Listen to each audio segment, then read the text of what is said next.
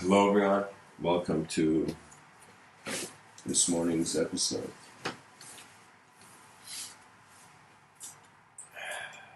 Just a second, folks. Okay, welcome to today's episode. The title is How Far Can Human Design Echo?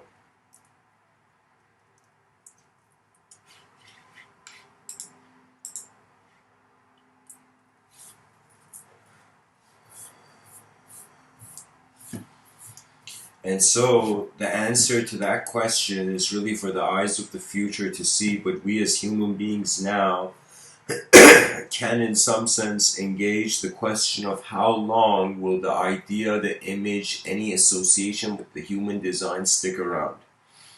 It has a bunch of dimensions based on how we really see the dimensions of the human being. If we think of ourselves as only an object-oriented creature, then the continuation, the echo of the human design in regards to the context of the past, the present, and the future, it would be as if like if we consider ourselves as an object, that means we want till the end of time this viewpoint that we're natural human beings to echo. So the question is saying, for how long are we going to be a natural being? That's another way of asking it.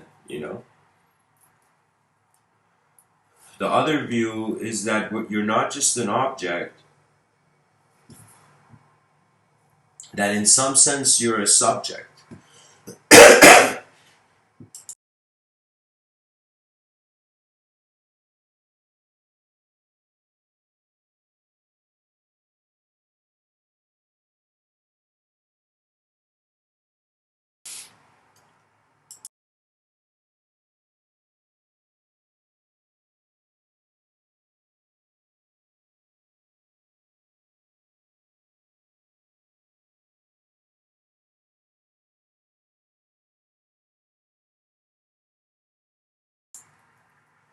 So what I mean by that is that if you consider that the human being is actually not just purely physical, but is the mind, and the mind is the character, the storification of the human being, that means you're not just an object, you're an object in accordance to a uniquely defined environment which you have in some sense kept yourself as a separate subject in.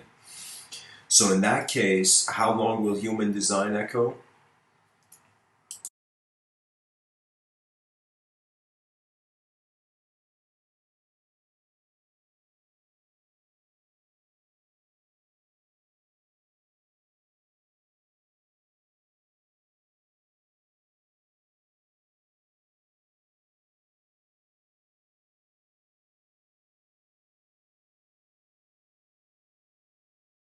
In regards to the consideration of a sort of biographical name and shape and character and story again, the mind can echo much longer than the body. Like right now, we know about Socrates' ideas, but we don't know about his physical existence.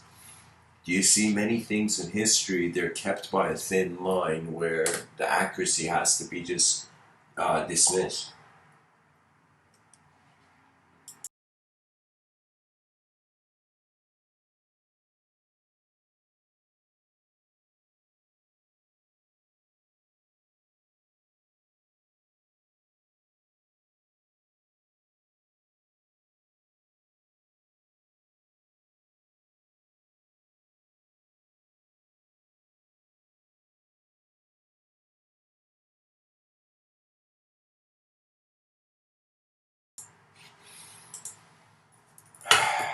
The mind, how far the linguistic dimension of the human being can echo. That can echo for a while. We could be the future, let's say, I don't know, maybe like a couple thousand years if we make a bunch of mistakes. It could be that human beings, in some sense, just exist as robots in the memories and the archives of a robotic technological intelligence that is much superior to human. That has managed to endure. That means some people, Terence McKenna, for example, this man felt that we were the intermediary towards a sort of technological realm. That means it's as if human beings, life was not made for human beings, it was made for what human beings would create to go on exploring. So, in some sense, human beings are like a biological stepping stone to actually the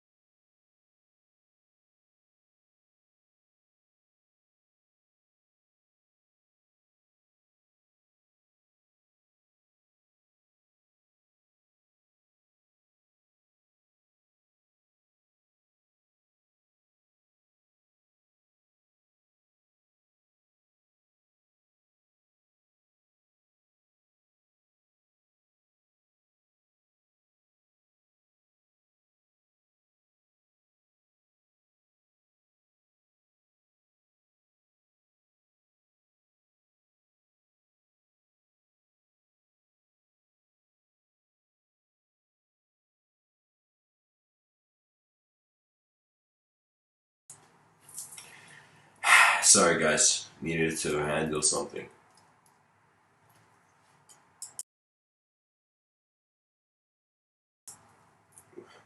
Pretty much, I'm seeing dimensions to the human being, and I'm trying to interpret how the human being engages the world.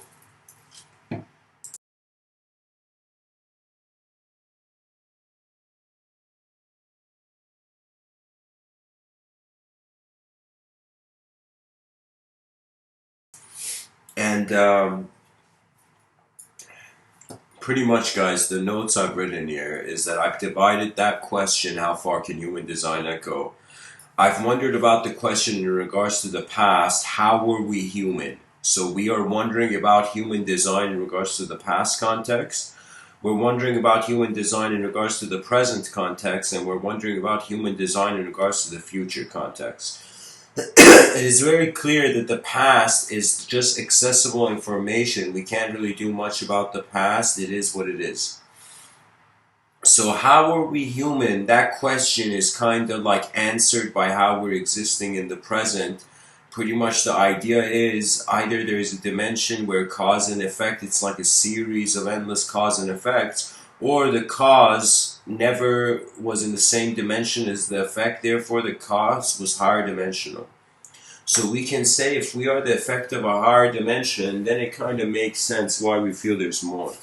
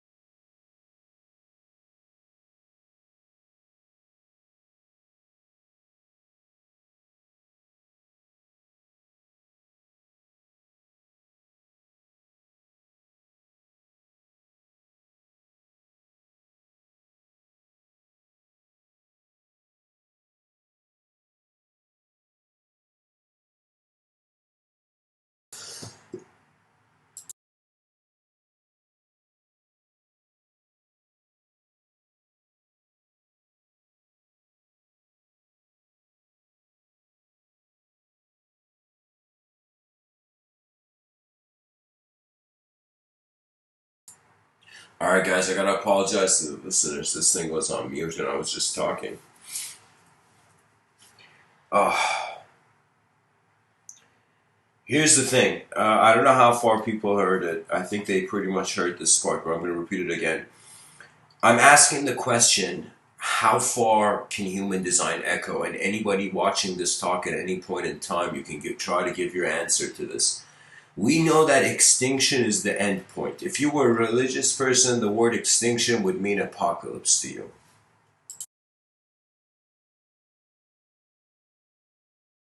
Simply because our psychology, our experience of life, it is very simulated. So it's like the moment you stop existing, how can there exist a world?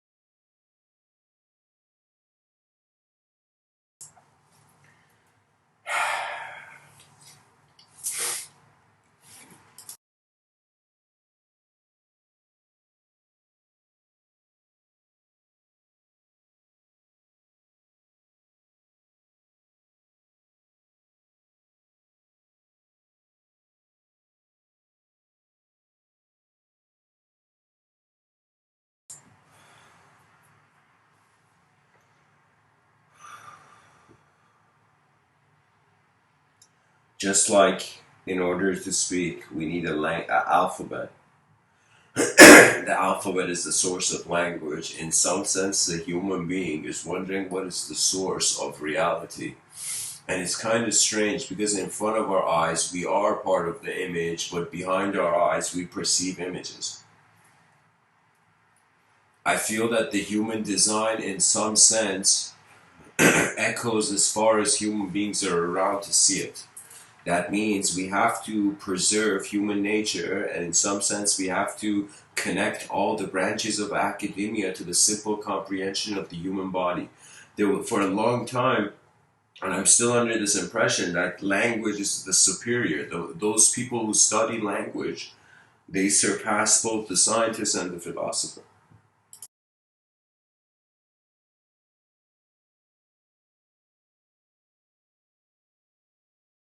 Because in some sense, the philosopher is wondering about the movement of language behind the mind, and the scientist is wondering about the movement of language in front of the mind. And when I say language, scientists wonder about a mathematical language to the cosmos. You know,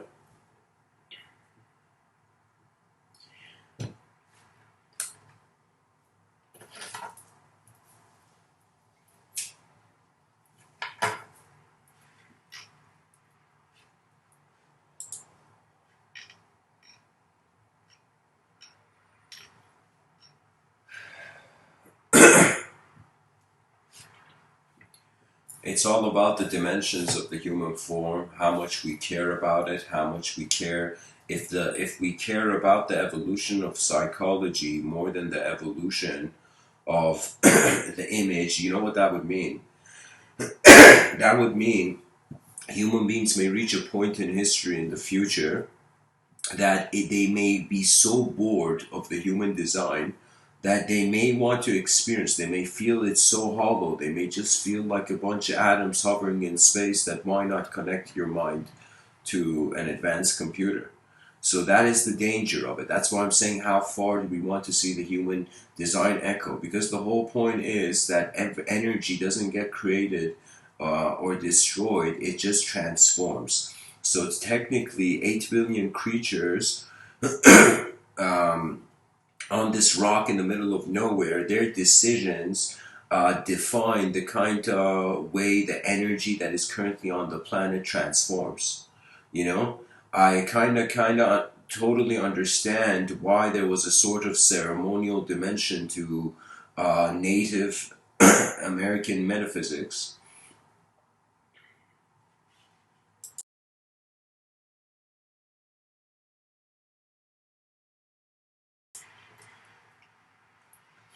And also how, in some sense, it's not just an intellectual task, this life. Your sensory perception is also animate. It's the recognition that the civilization is built on a giant turtle's back. That means there is life in the world before there is the shape. Now, Plato may disagree. Plato was so geometrically inclined that he was like, geometry was there before creation. People were like, yo, Plato, calm down. But Plato was like, I can't, because geometry was there before. And so it's this kind of view that what we are defining the human being is what's going to continue. And I've wondered for so long, I'm like, wait a minute, the human civilization has gone through so many episodes in history. People throughout their lifetime go through so many outer events, and they also experience so many inner events. And sometimes when they're even having an outer event, they experience an inner event.